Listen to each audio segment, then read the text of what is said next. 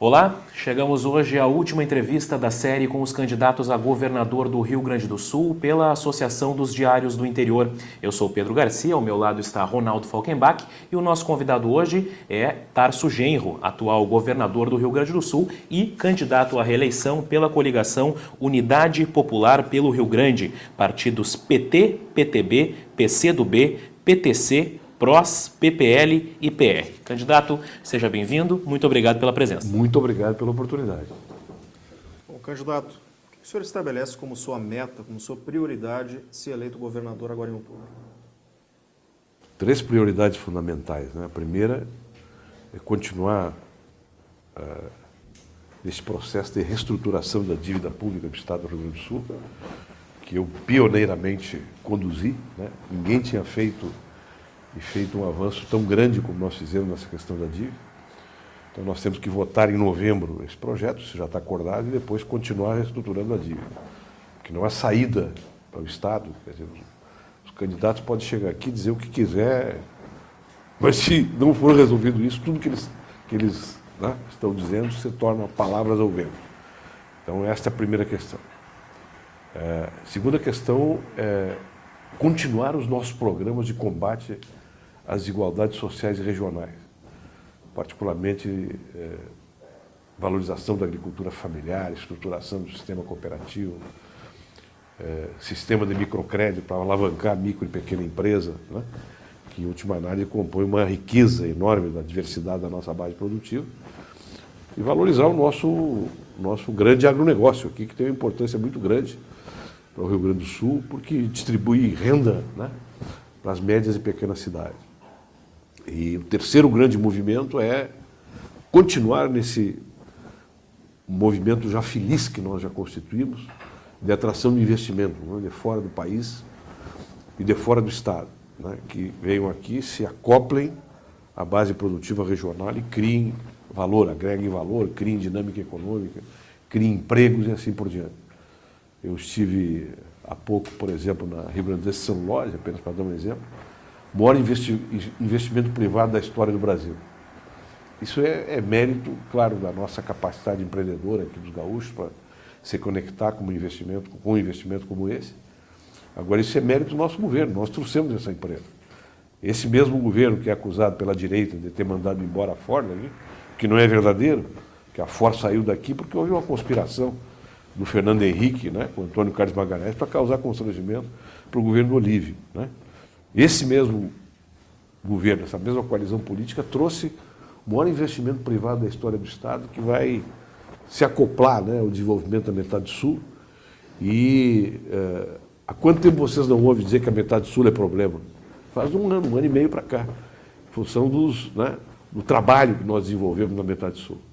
Então, esses são os 3 grandes movimentos. Dentro desse movimento tem vários projetos, né? Irrigando agricultura familiar, mais água, mais renda, RS mais igual, que tem tido uma grande significação na vida dos gaúchos, né? Mas em termos de movimentos estratégicos, são esses 3 os fundamentais.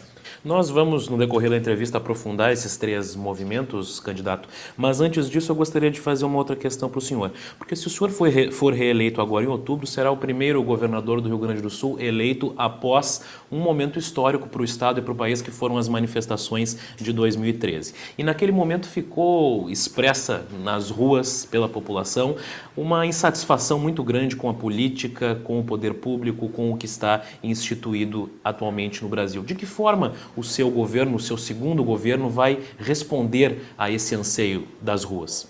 Bom, eu até ouso dizer que nós fomos o único Estado que respondeu com a instituição do Vale, naquilo que estava no âmbito da nossa responsabilidade, né? Com a instituição do Vale Transporte, né, para a região metropolitana, para os estudantes, né, passagem estudantil gratuita, e com os 12% para a saúde, né, que já estavam sendo encaminhados. Teve um efeito muito grande na resposta que nós demos aos movimentos. Mas esse movimento, na verdade, se nós formos olhar ele mais profundamente, ele tem 3 movimentos dentro dele, não é um só. Um movimento é um movimento autêntico das comunidades, né, visando melhorar a saúde, transporte, né, e habitação nas grandes regiões metropolitanas, que são movimentos moleculares que vêm se desenvolvendo há algum tempo e vão continuar, Nós aqui no Rio Grande do Sul temos um, por exemplo, né, que é o Movimento Nacional de Luta pela Moradia. Nós estamos fazendo até a desapropriação de um prédio para transformar em habitação popular. Um segundo movimento, que foi um movimento de uma classe média nova que surgiu nesse período, com os programas do governo Lula, que precisam agregar renda, né, à sua vida para melhorar ainda mais, além do ProUni, se qualificar, desenvolver a sua atividade profissional num novo patamar, ter salários melhores, que também é um movimento normal de uma sociedade que está crescendo e desenvolvendo. E um terceiro movimento, que foi um movimento manipulado e glamorizado pela Rede Globo, que jogou, na verdade, chamou uma classe média reacionária, conservadora para a rua, um setor da classe média, porque nem toda a classe média é reacionária, para tentar jogar contra o governo da presidenta Dilma, né? Tanto é verdade que, naquele momento, a Rede Globo fez uma campanha, o gigante acordou, né? Não tem besteira mais rematada do que essa, né? Isso é uma infâmia, inclusive. O gigante acordou com a Constituição de 88, né? Com a eleição do presidente Fernando Henrique, depois com a eleição do Collor, com a deposição do Collor, com as novas eleições. O Brasil vem acordando, em conjunto, não é só em função do Partido dos Trabalhadores, né, ou da esquerda. Tem todo um movimento de formação da democracia brasileira que vem acordando o país. Então, este movimento manipulatório, que depois a própria grande mídia se apavorou, porque estava se voltando contra ela, porque os outros setores viram que estavam sendo manipulados, né? Então, os movimentos de junho, eles não podem ser abarcados numa só visão. Foi um movimento complexo, né? Eu vou me relacionar com essas duas partes, né? Com as pessoas que estão fazendo essas grandes demandas de habitação, de saúde, de transporte, e que nós, aqui no Rio Grande do Sul, já estamos respondendo. Candidato, o senhor já tocou no assunto da importância desse tema, que é a dívida que o Estado tem com a União, e a importância de renegociar essa dívida. Se o senhor for, no caso, reeleito, como é que o senhor pretende assegurar que esse projeto passe pelo Congresso?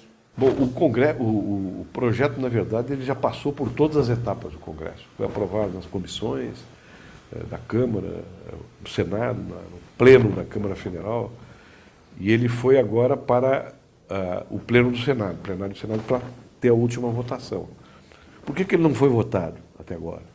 Não foi votado porque, naquele momento, o Ministério da Fazenda, na minha opinião, erradamente, achava que podia ter algum efeito na avaliação das agências de risco, né? Não teve nenhum efeito, nem vai ter, mas é um certo temor referencial, né, que setores econômicos do governo têm com as agências de risco, né? Eu acho uma bobagem, mas eu tenho que respeitar isso, porque até eu não sou um especialista em finanças públicas. Então nós fizemos um acordo. Qual é o acordo? Votar em novembro. Por que esse acordo vai ser honrado? Porque todos participaram. Não tem ninguém contra o projeto, né? O obstáculo, contraditoriamente, para votar o projeto era do próprio governo, em função dessa preocupação que a área fazendária vinha transmitindo. Então, esse projeto vai ser aprovado. No momento que ele for, nós já estamos encaminhando novos financiamentos, contando com a aprovação do projeto, e depois, o ano que vem, começa uma nova etapa. Qual é a nova etapa? Nós temos que, daí, reduzir, fazer uma ampla negociação com todos os governadores, nos apresentar perante a União Federal. Eu vou liderar de novo esse movimento, para reduzir as prestações mensais da dívida e jogar esse dinheiro em obras e infraestrutura, né? Inclusive obras anexas, até algumas delas ensejadas por obras do governo federal, né? Vou dar um exemplo, a 448 em direção a Portão, né? Ali a 448 chegando ao Portão, você pode ter capilarizado as estradas para outras regiões ali que o Estado tem que fazer. Então esses recursos podem ser investidos nessa complementaridade. Então esta é uma outra etapa que nós vamos ter que enfrentar. Uma outra pauta da relação entre governo do Estado e o governo federal, candidato, envolve a Lei Candir, que inclusive já foi pauta de eleições anteriores aqui no Estado. Houve uma queda nos repasses da União para o Estado e isso prejudica as empresas exportadoras que, pela lei, têm direito a compensações. E isso, inclusive, já fez com que alguns setores, e o setor fumageiro é um exemplo, empresas tenham levado suas operações para outros estados em função dessa situação. O senhor enxerga espaço para negociação com o governo federal em torno disso? Olha, isso aí, a Lei Candir talvez seja o grande núcleo assim, da crise federativa que nós nos encontramos, né? O Rio Grande do Sul, ele sempre foi vítima dos grandes pactos nacionais, em vários momentos da história. E um dos momentos em que ele foi vítima foi, modernamente, né, atualmente, contemporaneamente, foi a Lei Candir na época do governo Fernando Henrique, porque jogou sobre o Estado do Rio Grande do Sul uma responsabilidade de despertar o nosso espírito animal exportador, o que é uma coisa muito positiva. Só que o ônus não pode ser distribuído somente para o Estado, como foi. Então o Estado vem sendo muito prejudicado, historicamente, né, nos grandes momentos de impulsionar o desenvolvimento nacional. Né. O que houve com a Lei Candir? Né? De fato, nenhum governo fez os repasses que tinha que fazer. A única compensação que nós tivemos foi a partir do governo Lula, do segundo governo Lula em particular, quando o governo federal começou a fazer grandes investimentos aqui no Estado, né, com a duplicação aqui da estrada Porto Alegre-Pelotas, é um exemplo, uma grande obra espetacular para o Rio Grande do Sul, que atravessa, né, uma grande parte da metade sul, que compensou um pouco, né, a ausência de repasse para originários da Lei Candir. O que nós temos que fazer, na verdade, é reestruturar esse pacto federativo para que o Rio Grande do Sul deixe de ser a vítima desses ajustes. Né? Porque, atualmente, nós somos quem suportamos, inclusive, a chamada integração do Mercosul. E isto, na minha opinião, só pode ser feito através de uma nova, né, de um novo processo constituinte. Né? Porque, assim como os estados do norte do país não querem a reforma política, porque a reforma política iria destruir ou reduzir o poder das oligarquias locais, né? Se determinasse, por exemplo, a aliança nacional entre os partidos e o não financiamento privado das campanhas. São Paulo não quer uma reforma tributária, porque São Paulo é o estado mais industrializado e que tem mais vantagens com o sistema tributário atual e que pode renunciar impostos, inclusive, né, para atrair investimentos como tem feito. Então, esse é um movimento de alta complexidade que tem que ser feito depois e tem que ser, sim, liderado por governadores que tenham, né, a mesma preocupação que nós. Eu não hesito em dizer, né, que não só o governo Lula como o governo Dilma não resolveram essa questão dos prejuízos causados ao Estado pela Lei Candir. E não resolveram porque não tinham maioria, não tinham poder no Congresso para isso. Então, nós temos que desencadear um grande movimento para que isso aí seja modificado a médio prazo, no mínimo. Candidato Tarso Genro, no começo, quando o senhor abriu essa nossa conversa, o senhor já citava a preocupação ou a importância que tem o setor agrícola na economia do Rio Grande do Sul. Mas hoje, se a gente perceber, o setor agrícola ele é muito dependente ainda do clima, principalmente quando tem uma estiagem, a agricultura vai mal, a cidade acaba sentindo reflexos também. De que maneira, se reeleito, né, o senhor pretende atuar para que o campo não fique tão refém das condições climáticas? Essa é a questão, vamos dizer assim, histórica da agricultura gaúcha, né? Aliás, de toda a agricultura sempre teve os ciclos de maior desenvolvimento e crescimento de acordo com o clima e com as mutações climáticas e com as intempéries que ocorrem. Como é que os países altamente desenvolvidos resolvem essa questão? Resolvem com a irrigação. Aqui no Rio Grande do Sul, nós temos um acúmulo positivo em relação a isso na lavoura de arroz, né?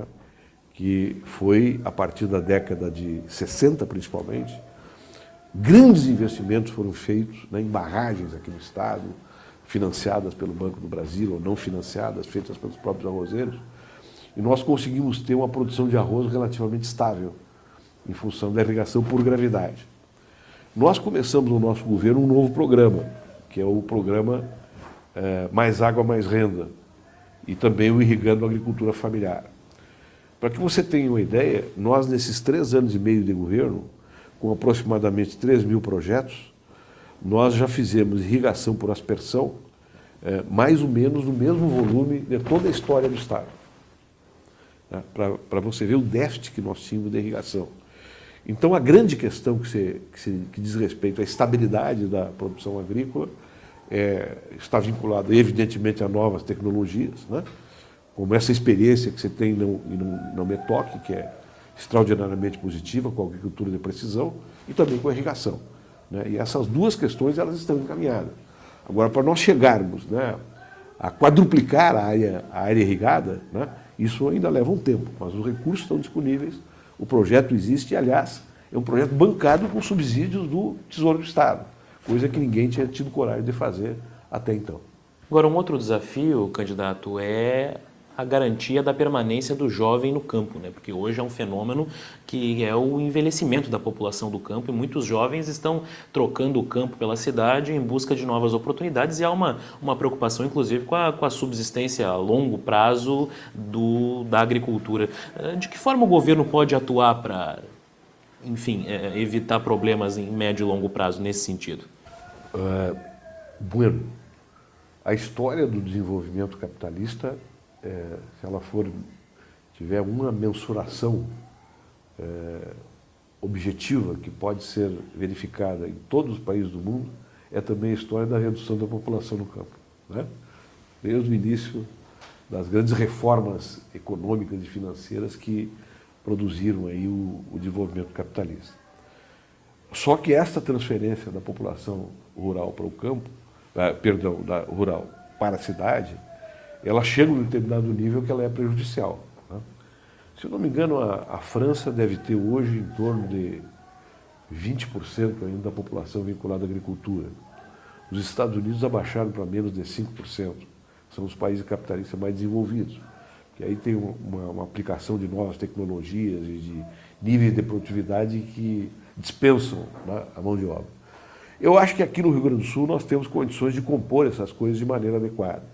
Nós temos aqui mais de 350 mil famílias da agricultura familiar e que tem um rico tecido, né, produtivo instalado, bem distribuído no território, que tem que ser destinado, através de um conjunto de projetos, à produção de alimentos para consumo interno. Enquanto que nós temos, de outra parte, uma grande produção agronegocial aí destinada para exportação. E essa propriedade que tem o Rio Grande do Sul não pode ser considerada um problema, né? Tem que ser considerada uma riqueza. Como é que nós vamos conservar essa riqueza? Levando para o campo financiamento, né, para o pequeno agronegócio, a pequena agroindústria, né, porque hoje nós temos que tratar dessa forma, nós temos que agregar valor também na agricultura familiar.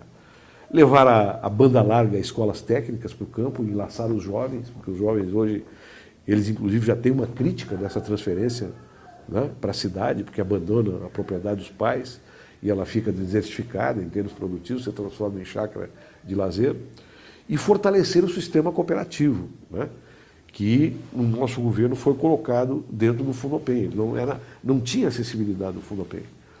E, com isso, você cria estabilidade, né? Agora, vai ter uma proporção dessa população que vai para a cidade, mas vai para a cidade porque quer e porque a sua propriedade está demandando menos mão de obra, e não porque está sendo expulsa por falta de condições técnicas e financeiras para trabalhar. Então é com esta visão que a gente tem trabalhado juntamente com os movimentos do campo. Bom, nós estamos conversando com o candidato Tarso Genro. Candidato, é muito presente hoje no debate, nas discussões eleitorais, a questão do custo da máquina pública, que ela pesa muito. O senhor, no seu projeto de governo, tem alguma proposta, enfim, para reduzir o custo da máquina pública? O custo da máquina pública é verdadeiro, é um custo real, né? Mas ele não pode ser atribuído ao número de servidores públicos, e sim um sistema distorcido de aposentadoria e de benefícios que são distribuídos na máquina pública de maneira completamente irracional, né? concentram altos salários em determinadas regiões do mapa, né? do mapa dos servidores, e sacrificam outros, né? Esse debate sobre a máquina pública aqui no Brasil, ele sempre foi orientado a partir de uma visão de demonização do serviço público, né? Que foi uma demonização feita a partir de uma ótica neoliberal, que era esvaziar as funções públicas do Estado e reduzir as prestações de serviço na área da saúde, na área da educação, né? na área da energia, na área das telecomunicações e assim por diante. Eu não sei se isso é sabido universalmente, né? Mas as pessoas que fazem essa avaliação, elas apontam os Estados Unidos como exemplo, né? Os Estados Unidos têm mais servidores públicos por habitante do que o Brasil e do que o Rio Grande do Sul, se você vai colocar em matéria proporcional, né? Então, qual é o problema do custo da máquina pública aqui no Rio Grande do Sul? É um só. Fundamental, aliás, é dois. Um é as aposentadorias. Nós temos mais aposentados do que ativos. E isso é um sistema de garantias e direitos que veio da história, né, da conformação do Estado brasileiro, que está protegido por direito adquirido, né? E que ninguém teve a coragem até então de instituir um fundo de aposentadoria para alimentar essas aposentadorias. Quem é que fez isso? Nós. Precisamente quem é criticado por isso. Nós instituímos um fundo aqui de aposentadoria que todos os servidores agora que estão entrando no serviço público já ficam diretamente vinculados a esse fundo e vão ter mantido a sua aposentadoria por eles, e não por recursos públicos, né, que vão a 6 bilhões por ano, né, de uma maneira completamente desproporcional, porque você faz a complementação das altas aposentadorias, uma transferência de renda de baixo para cima. Esta é a primeira questão. E a segunda questão diz a nós criarmos um sistema local, agora, de financiamento desses fundos, de financiamento das pensões e benefícios, que seja autossustentável, né? E que não seja bancado por recursos públicos. Porque esse excedente que vocês estão falando, vocês têm razão do custo, ele está precisamente nesses mais de 6 bilhões de reais que o Tesouro dá para manter uma máquina pública que já não é mais uma máquina pública, que é, né, de pessoas aposentadas e pensionistas e cujos altos salários são mantidos pelo Estado e não pelas contribuições que elas deram. No seu entendimento, então, candidato, a necessidade de redução do custo da máquina pública, ela não entra em conflito com a questão dos programas de transferência de renda que o senhor falou no começo da entrevista, que pretende expandi-los em um eventual segundo governo? Não entra em conflito, em absoluto, né? Nós temos que manter esses programas de transferência de renda, porque isso é que dá coesão social para as pessoas governar com estabilidade. E, de outra parte, isso aí é uma das funções do Estado, né? Combater as desigualdades sociais e regionais e retirar as pessoas da miséria, né? Então, tem uma visão, né, que é uma visão, na minha opinião, distorcida das funções públicas, que é o seguinte, que esses recursos, se não fossem pagos, eles reduziriam o custo do Estado. Não é verdade. Isso aí não diminui. Isso aí gera mais problemas sociais, isso gera mais insatisfação social, gera mais fragmentação, né? Gera mais criminalidade, se você não cria uma possibilidade das pessoas se integrarem na sociedade formal, como nós estamos fazendo. Quer dizer, o custo exagerado que nós temos na máquina pública é um custo que tem duas origens. São os altos salários e as altas aposentadorias, né, cujos detentores não contribuíram para manter aquele padrão, né, de uma parte, e de outra parte um sistema deformado que veio até hoje, que legou para o Tesouro do Estado fazer a complementação e o pagamento das aposentadorias sem ter os fundos correspondentes. Esse é o custo da máquina. Candidato, eu vou insistir nessa questão do custo da máquina pública, já que estamos falando em máquina pública, vamos fazer relação com produtividade. Às vezes a gente percebe que o sistema ele não consegue atender o cidadão com a agilidade, às vezes, que ele gostaria, seja no atendimento direto, na instalação de uma empresa ou na realização de uma obra, às vezes considerada até emergencial. Se reeleito, como é que o senhor pretende tornar o sistema mais ágil para beneficiar o cidadão? Através da qualificação dos servidores, né? Nós instituímos aqui no Rio Grande do Sul uma rede de formação que está servindo exemplo hoje, e eu digo sem falsa modéstia, para o mundo, que é a Rede Escola de Governo, que tem um trabalho de formação que inclusive atinge as prefeituras, atinge, né, os servidores do Estado, atinge inclusive representantes dos movimentos sociais quando querem se formar. Reestruturando os quadros de carreira para que o servidor tenha perspectiva de futuro e melhorando o seu salário e o seu treinamento, né? São as 4 formas que tem, né? Nós podemos dizer aqui no Rio Grande do Sul, comparado com as máquinas de outros estados, que nós temos uma máquina pública boa, tá? Tem gente que não gosta de trabalhar, isso tem em todos os lugares. E tem gente que aproveita, inclusive, a estabilidade para não trabalhar, né? Isso é verdadeiro. Mas isso é uma minoria dentro do serviço público. O que nós precisaríamos ter, né, e isso é uma questão, eu diria, de natureza constitucional, é ter uma forma de controle do serviço público que viesse de fora para dentro, e não dos próprios organismos burocráticos do Estado, para que os servidores fossem avaliados, né, na sua capacidade de prestar serviço, e com isso, né, tivessem as compensações, em última análise, ou então aquela pessoa que não quer trabalhar, que ela seja demitida, né? E nós temos um sistema de garantias, né, em relação à permanência do servidor público que hoje está completamente defasada, na minha opinião, né? Eu tenho dito isso desde que eu sou prefeito de Porto Alegre. Um servidor público, se ele não quer trabalhar, ele não trabalha. E não consegue ser demitido, dada a deformação que tem no sistema. Mas nós temos uma contradição aí. Mesmo assim, é impressionante como a ampla maioria dos servidores trabalham, se são remunerados dignamente, trabalham com boa vontade e prestam um bom serviço. Agora, tem essa contradição no serviço público brasileiro. Tá? O sujeito que quer ficar ali, né, botando o casaco na cadeira, ele apenas muda de cadeira. Mas se ele não quer trabalhar, ele não trabalha. Embora isso seja raro, isso é, sim, um problema grave no serviço público brasileiro, não somente aqui no Rio Grande do Sul. Candidato, o senhor citou no começo da conversa como uma de suas prioridades a atração de novos investimentos para o Estado. Onde e de que forma, com que estratégia o senhor, se reeleito governador, vai buscar novos investimentos para o Rio Grande do Sul? Nós já estamos buscando, né? E se eventualmente eu não for reeleito, o que eu sinceramente não está na minha perspectiva, né? Eu acho que eu vou ser reeleito e estou batalhando para isso e acho que o nosso governo merece governar, né, mais 4 anos do Estado. Nós já vamos deixar legado para o próximo governante, ou para nós mesmos, que é o que nós pretendemos, um conjunto de projetos que já estão sendo apresentados. Neste momento, por exemplo, eu estou apresentando um projeto, um jumbo que a gente chama, de $1 bilhão para financiar investimentos no Estado nos próximos 2 anos, né? 2015, 2016 até meados de 2017. Esse projeto ele já está sendo apresentado e ele está sendo adiantado. Quando for aprovado em novembro, né, a reestruturação da dívida, esse espaço fiscal está aberto e já no primeiro semestre do ano que vem teremos recursos originários deste novo financiamento. Em relação agora a parcerias público-privadas, em que áreas que o senhor acredita que essas parcerias, essas PPPs podem ser usadas, enfim, o senhor pretende ampliar também, no eventual novo mandato, as PPPs? Esse é outro tema que existem mitos em torno dele, né? Por exemplo, as únicas 2 PPPs que existem aqui no Rio Grande do Sul, até hoje, foram feitas por quem? Pelo nosso governo.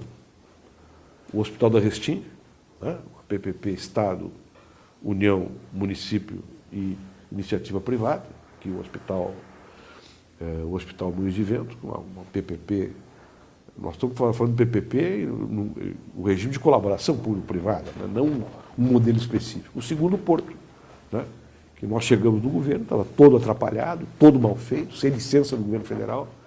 Nós tivemos um trabalho de desobstrução, né, hercúleo, e conseguimos colocar em funcionamento. Agora eles têm que fazer a parte deles, né? Então, demorando um pouco até, mas já estão agora começando a fazer. O outro regime que eu acho que é um regime muito positivo é o arrendamento de ativos, né? Nós já estamos com 2 editais praticamente prontos. O que é o arrendamento de ativos? Você diz, vou dizer de uma forma bem simplificada, né, para a iniciativa privada, me construo um presídio, ou um hospital, ou seja o que for, né, com tais e tais características que eu alugo, né, durante 30 anos, para vocês calcularem a taxa de lucro que vocês têm para essa construção. Ou alugo durante 20 anos, depois eu compro, né, se tiver algum saldo. Este é um regime magnífico, isso aí não transfere para a iniciativa privada funções públicas e estabelece um regime de colaboração previsível, onde a iniciativa privada sabe o que vai ganhar. Então não começa a engambelar para fazer projetos que, né, ninguém entende, né, onde é que está o privado, só aparece o público, né? Como, por exemplo, não, vamos fazer uma estrada. Bom, então faz a estrada e começa a explorar. Não, mas tu tem que me dar 100 milhões por ano para mim fazer a estrada. Bom, então por que eu não faço a estrada? Né? Então, cada movimento de colaboração tem que ser realmente uma colaboração que seja vantagem para o Estado e para o empresário ter a sua lucratividade previsível. Tá? Então, nós vamos, ainda nesse governo, apresentar publicamente editais na área, né, de construção de prédios, de presídios, né, principalmente, nesse regime de arrendamento de ativos, e também para a construção de estações de tratamento e esgoto. Né? Construção. A operação continua da Corsan, né, que deve ter o predomínio sobre a questão da água e do esgoto, como tem aqui no Rio Grande do Sul. Aliás, recuperado por nós, porque já estava indo no Beleléu também. Né? Candidato, uma questão que volta e meia no decorrer da campanha é levantada em todos os debates, em todas as entrevistas, que é a relação do governo com o magistério. Durante o seu mandato, né, seu primeiro mandato, o senhor foi muito cobrado pelo magistério em relação ao pagamento do piso. E o senhor vem afirmando que a lei do piso, né, como ela é inviável, né, em função do indexador que está previsto ali. Em um eventual segundo governo, será possível pagar o piso de acordo com da forma como está na lei hoje? E se não, qual vai ser a sua política salarial para o magistério nos próximos 4 anos? Os professores já sabem disso, né? E têm consciência disso, inclusive, que o índice do Fundeb, esse que está instituído, ele só pode ser pago se o quadro for modificado, se o quadro de carreira do magistério for modificado. Porque as duas coisas não combinam. É impossível, né, de fazer essa combinação. Todos os estados que pagam o piso do Fundeb extinguiram os quadros. Né? Isso nós podemos fazer. Aliás, nós já estamos fazendo, pagando o piso sem extinguir o quadro. Como é que nós estamos fazendo? Nós fizemos um corte na folha e verificamos. Quem é que não percebe o piso? Tais e tais. Bom, então nós pagamos um completivo para aquelas pessoas não perceberem menos do que o piso nacional. Então, esta é a primeira questão. Depois, quando for definido, né, no Supremo qual é a correção, se é o INPC, que é o que eu mandei quando era ministro da Educação, ou se é o Fundeb, aí nós vamos dar um retorno. Né? Vamos dizer, olha, se é o INPC, pode manter o quadro que nós vamos pagar processualmente, como estamos fazendo agora. Segundo aspecto, né, nós demos uma correção salarial para o magistério, né, 76,6% em 4 anos. Agora, em novembro, eles vão ter mais 13%, se não me equivoco, para completar esse 76,6%. Foi o maior aumento salarial da história do magistério em 4 anos. Uma recuperação real de 50% do salário dos professores. Então, essa é a política que nós desenvolvemos. Né? Nós tivemos um embate aí, não foi com os professores, foi com a diretoria do CEPERAS, né? Que estava interessada em politizar permanentemente o conflito e transformar um dissídio salarial num rosário de ofensas pessoais ao governador, ao secretário de Educação. Né? Em relação ao secretário de Educação, eles cometeram a imprudência, o deslize, a ofensa de levar um caixão de defunto lá para dentro da secretaria, né? Para fazer uma demonstração política. Né? Bom, felizmente essas pessoas, para a categoria do magistério, perderam a eleição, né? Porque não tinham desenvoltura, não tinham categoria política, não tinham seriedade para tratar dos assuntos do magistério. Né? Foram derrotados por isso. Né? Eu não estou dizendo que eles não representam uma parte da categoria que tem, né, neles uma visão, né, que eles representam a corporação.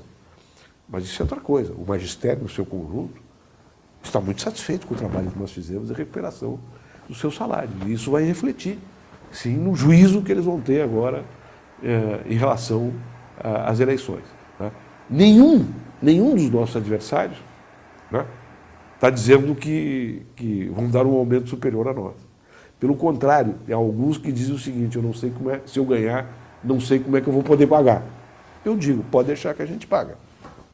Candidato, ainda a relação Estado e funcionalismo, agora envolvendo especificamente o IP. Nós temos enfrentado dificuldades em várias regiões do Estado de médicos deixando o sistema porque alegam que o valor que é recebido é muito baixo, né? Problemas de falta de especialidades também nas regiões. Como é que o senhor pretende resolver isso se eleito agora em outubro, ou reeleito em outubro, candidato? Para mim é até surpreendente a pergunta, porque eu não tenho nenhuma demanda originária do IP relacionada com esse tipo de insatisfação, que eu acho que pode existir, né, fragmentariamente. Né?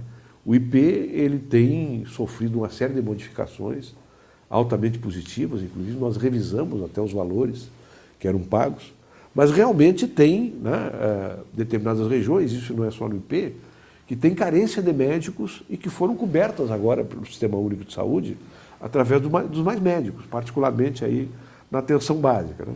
Então, em relação ao IP, eu me comprometo o seguinte: vamos examinar, né, região por região, quais são as carências e vamos verificar a possibilidade de respondê-las, né? Porque o IP é um órgão extremamente importante, ele tem tido um nível de satisfação excepcional em relação aos servidores e tem que ser valorizado. Então eu me comprometo sim a examinar especificamente nessas regiões onde é que estão as lacunas para a gente trabalhar junto para solucionar.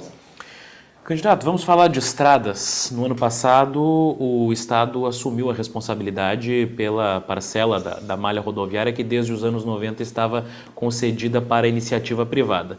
Houve redução na tarifa de pedágio, algumas praças de pedágio foram extintas, inclusive.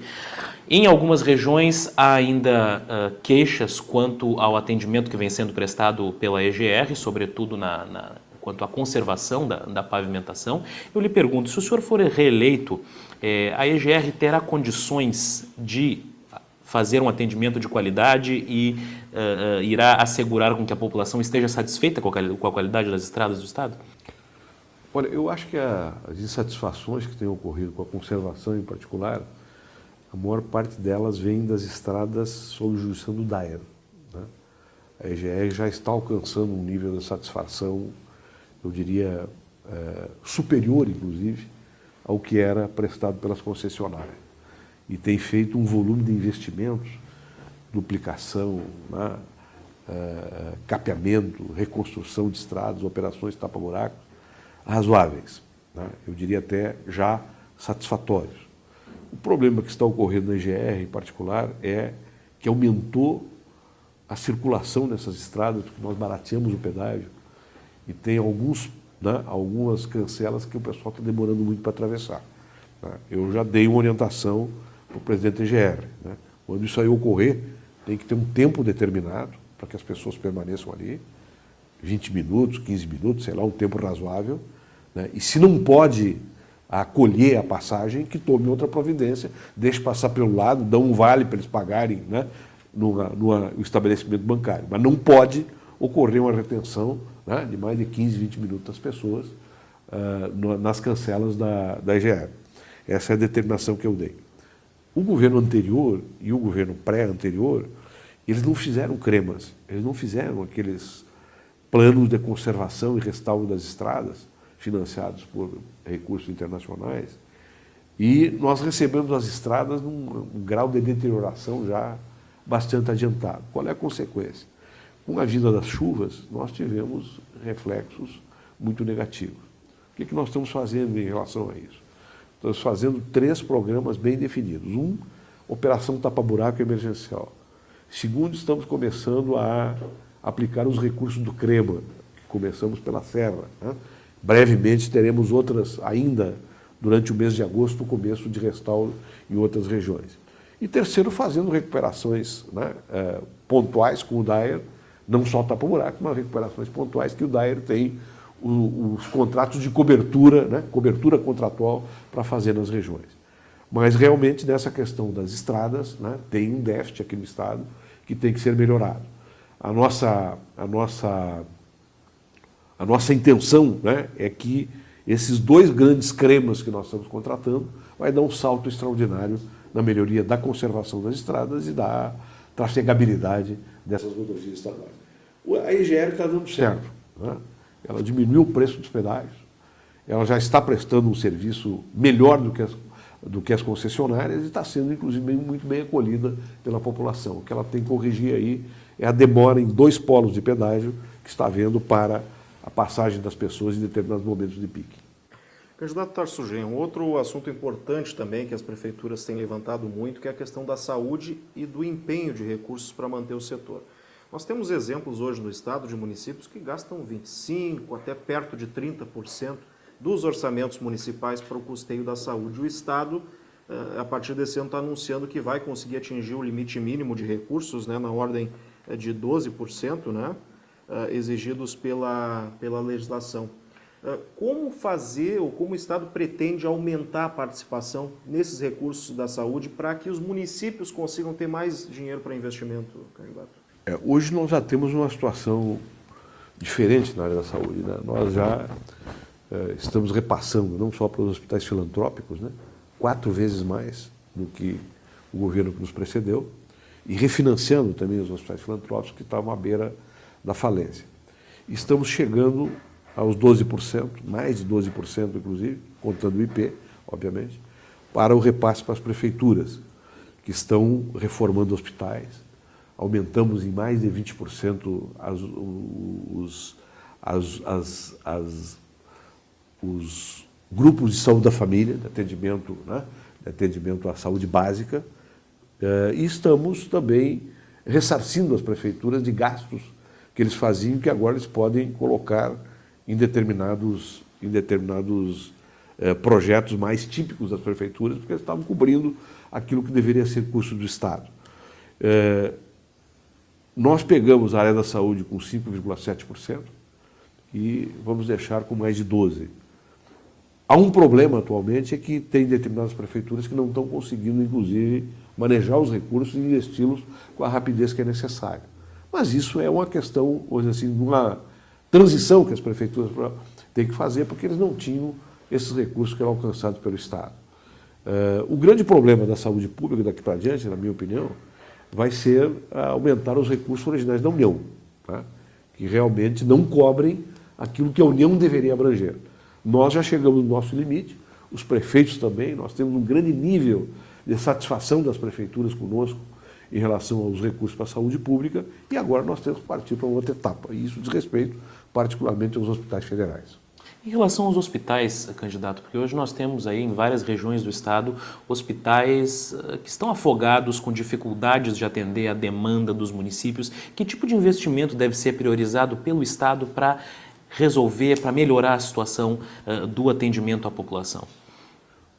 Aqui no Rio Grande do Sul, 70% do atendimento hospitalar é feito por hospitais filantrópicos, que são esses hospitais, né, que não têm finalidade lucrativa e originários de um esforço da comunidade para organizar. Essa rede estava à beira da decomposição, né? Nós repassamos um conjunto de recursos extraordinários para essa rede, que agora está investindo, está aumentando, né, o número de leitos, está reformando hospitais, está ampliando, né, a rede física, a estrutura física dos hospitais, está contratando mais médicos para poder responder à população. Os outros 30% são unidades ou das prefeituras ou unidades federais, como é o caso do Conceição aqui, né, que tem uma lógica própria de funcionamento que não depende do governo do Estado. Mas eu posso te garantir que há uma melhora substancial na rede hospitalar e, inclusive, agora com a construção e o início do funcionamento das unidades de pronto atendimento, né, da qual nós estamos como exemplo mais flagrante a unidade lá de Vacaria, de pronto atendimento, que já está em pleno funcionamento. Então, unidade de pronto atendimento, mais recursos para os hospitais filantrópicos e mais recursos para as prefeituras. Essa é a função do Estado, porque quem faz o atendimento e que tem o dever na ponta é realmente, né, dentro do Sistema Único de Saúde, as prefeituras que dão 90% dos atendimentos. Candidato, uma outra área que não pode faltar nesse debate eleitoral é a área da segurança pública. Há levantamentos, enfim, que apontam uma defasagem a gente pegar o exemplo da Brigada Militar, de cerca de 10 mil homens. A Prefeitura de Porto Alegre chegou a solicitar mais 2 mil policiais, né, recentemente. O que o senhor pretende fazer nos próximos 4 anos para recuperar essa defasagem de efetivo que a Brigada vem enfrentando? Essa questão do efetivo, né, que é jogado, né, eu diria quase que diariamente, né, como uma questão fundamental para a segurança pública, é uma questão, mas não é a principal questão, né? Na verdade, hoje nós temos tecnologias, né, de informação e tecnologias de controle que às vezes substituem 10, 20, 30, 40 policiais. Posso dar um exemplo aqui do Centro Integrado de Comando e Controle, que nós inauguramos aqui na Copa, que é o Centro Integrado, tem 900 câmeras, né, que vigia, né, grande parte da região metropolitana e que por si só substitui dezenas e centenas de homens. Então sim, tem uma defasagem. Isso está sendo preenchido por concurso. Nós já preenchemos com 2 mil policiais, agora no fim do ano vão ter mais 2 mil. Os concursos estão sendo realizados. Então a questão da segurança pública é mais complexa do que essa, né? Eu vou dar 2 exemplos concretos para você ver como, às vezes, um olhar mais rápido, assim, porque o ideal de todo mundo é que tivesse um policial por quarteirão. Eu sei, né? Todo mundo pensa assim, E é assim que naturalmente as pessoas pensam. Eu vou dar 2 exemplos. Quando nós chegamos no governo aqui, apenas 22% dos homicídios eram resolvidos. Agora é 74%. Isso significa o quê? Que nós tínhamos uma máquina que alimentava a impunidade e que um assassino, uma pessoa que cometia um homicídio, ele poderia se reproduzir 4, 5, 6 vezes. Tá? Um estímulo, portanto, à criminalidade. Segundo, todo mundo sabe, né, que 60% dos jovens que saem do sistema prisional reincidem. Por quê? Porque eles ficam lá em determinados estabelecimentos penais que são praticamente escolas superiores da criminalidade, como uma parte do presídio central, não toda, mas uma parte significativa do presídio central. Então nós estamos agora iniciando, né, depois de 40 anos de discussão aqui no Estado, e de promessas e promessas que se repetiram, pela primeira vez na história, estamos iniciando a desocupação do presídio central. Queremos fazê-la toda até o fim do ano? Claro que queremos. Se não der, vai prosseguir. Mas já começou.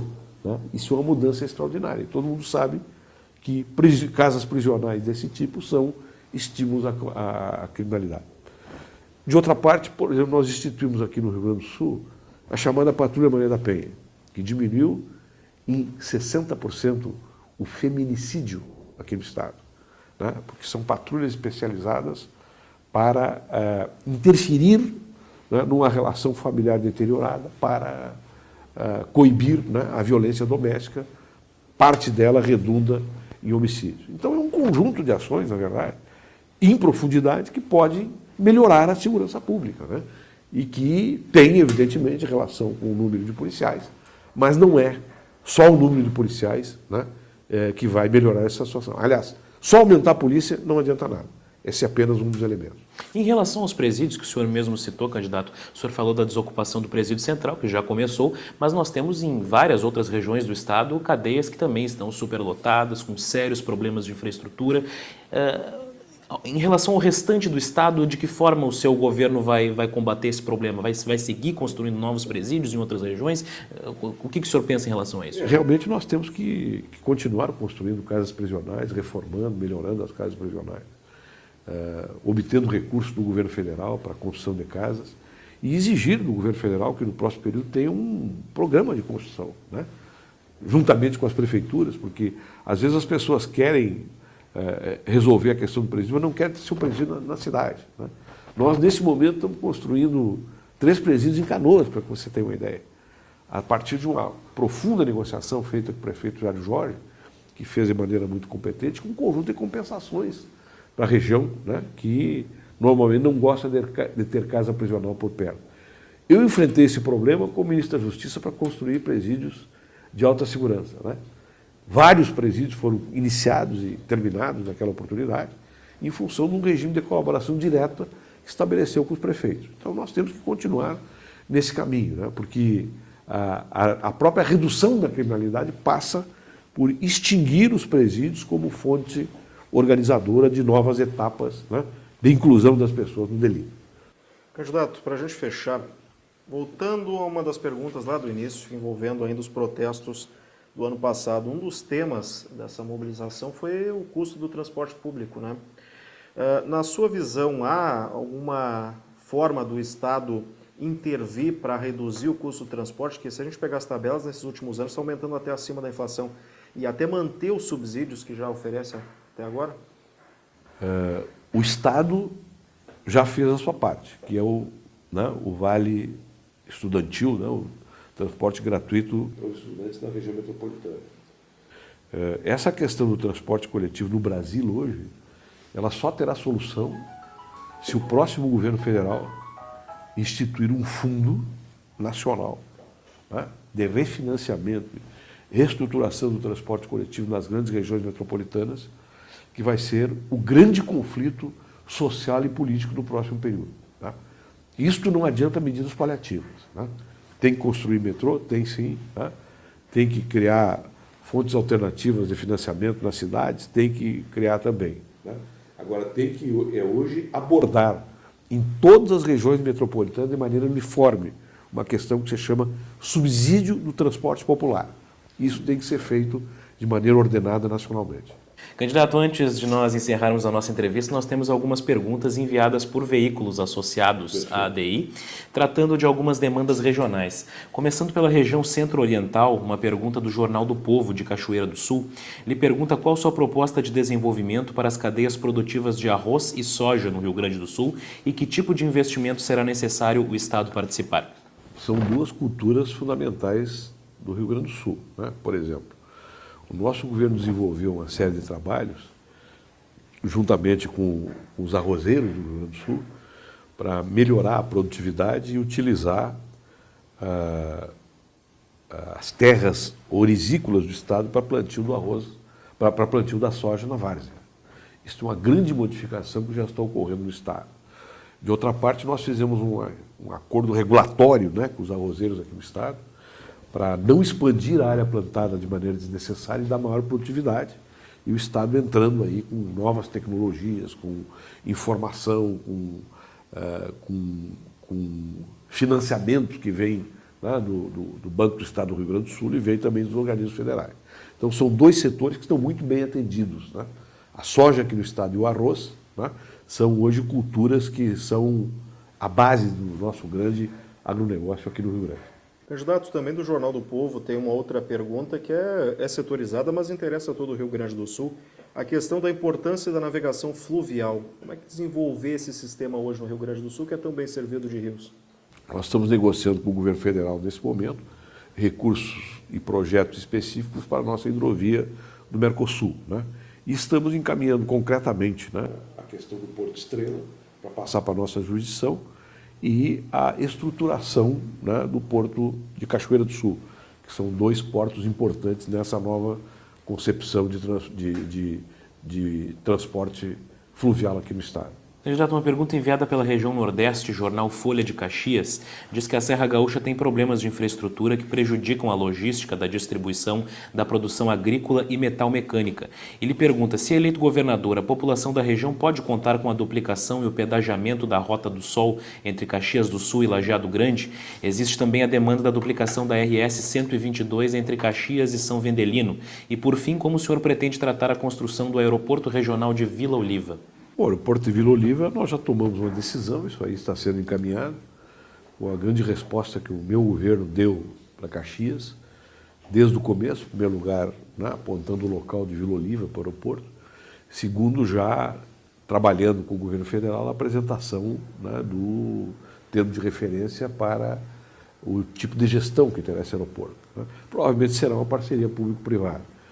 E isso responde à questão do transporte, né, de bens industrializados e da produção de Caxias em direção aos aeroportos internacionais do centro do país e em relação aos demais estados. Em relação ao pedagiamento de estrada, se isso aí for um consenso, né, com a comunidade, com os usuários, nós podemos fazê-lo. O que nós não vamos fazer é fazer um pedagiamento unilateral, cujo preço é determinado pelas empresas, numa relação direta com o governo e a comunidade fica de fora pagando pedágios exorbitantes. Duplicação, sim. As duplicações que estão previstas para Caxias são duplicações fundamentais, nós temos que colocar o governo federal nessa jogada, porque duplicações na serra não são baratas.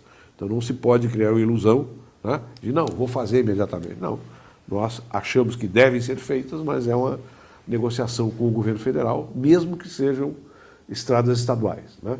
E se for uma estrada estadual que for muito cara para ser feita, nós temos que discutir a possibilidade da sua federalização, inclusive. Candidato, tem uma pergunta também que reflete essa preocupação dos municípios com infraestrutura, que é do jornal Ibiá, da região metropolitana, principalmente envolvendo o Vale do Caí. Há problemas de duplicação ali na 240, entre Portão e Montenegro, há um problema também na 287, né, com falta de manutenção. E uma pergunta daí específica em relação à manutenção e à infraestrutura das estradas do Vale do Caí, o que é possível projetar sobre isso nos próximos 4 anos. E há um questionamento também em relação ao DAER. O que o senhor pretende fazer em relação ao DAER para que o órgão passe a funcionar melhor? Bom, nós temos que reestruturar o DAER, né? O DAER tem quadro funcional capacitado, pessoas responsáveis que trabalham lá, mas ele foi completamente deteriorado no período anterior, né? Até que nós chegamos no DAER, ele não tinha sequer condições de funcionamento, né, na sua máquina técnica, os salários completamente defasados e falta de funcionários, que nós tivemos que fazer concurso. E o DAER tem que ser, né, não só um órgão de construção e de reparos, mas também um grande gestor, né, um grande gestor da qualidade das estradas do Estado. E o DAER atualmente não tem competência fiscalizatória, mas não tem estruturas para isso, né? Então nós pretendemos redirecionar o DAER para que ele tenha capacidade de resposta urgente para situações emergenciais, estruturando algumas circunscrições do DAER, alguns setores do DAER, para essas respostas imediatas,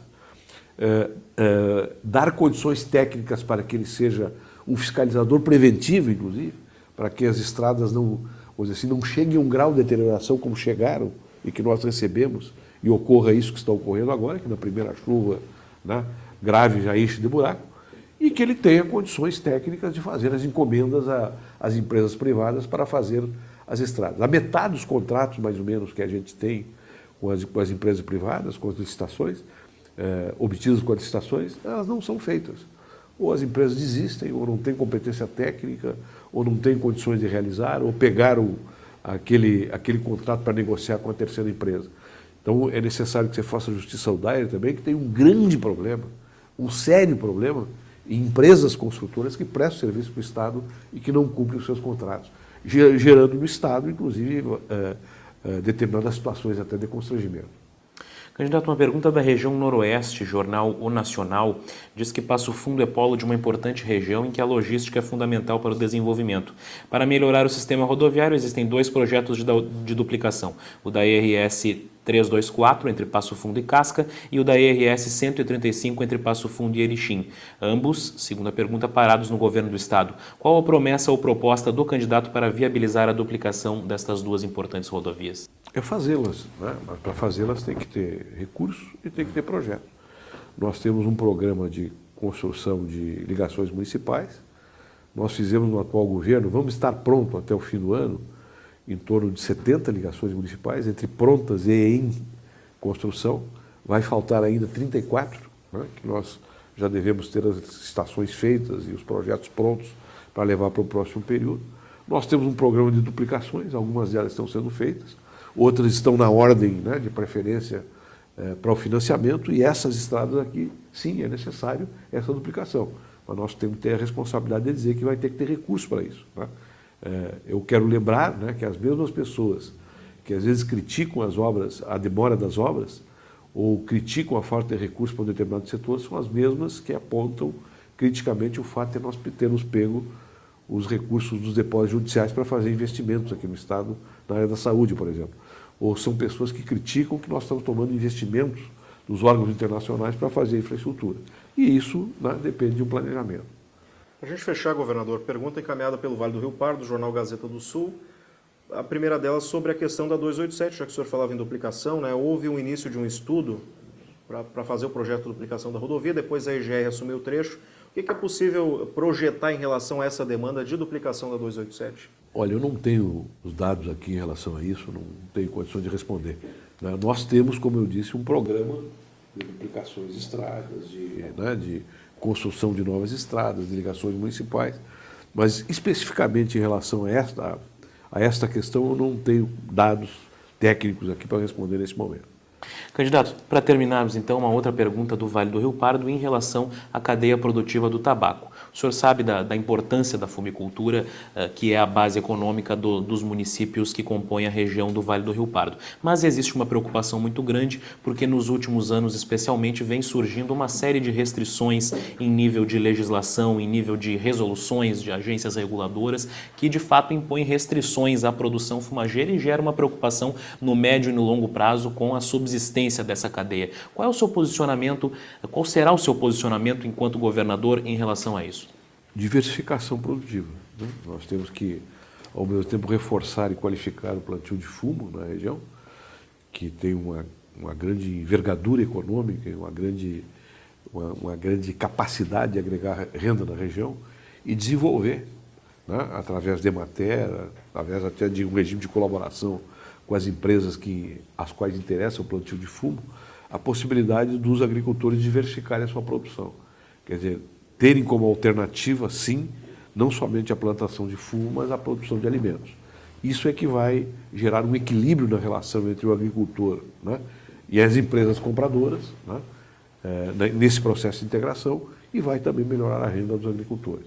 Aliás, nós já temos um programa de diversificação que está em andamento nessa região. Certo, então, dessa forma, encerramos a série de entrevistas com os candidatos a governador do Rio Grande do Sul pela Associação dos Diários do Interior. Agradeço, candidato Tarso Genro, governador, muito obrigado pela presença e uma boa campanha para o senhor. Muito obrigado pela oportunidade. Ronaldo Falkenbach, muito obrigado, e a você, muito obrigado também.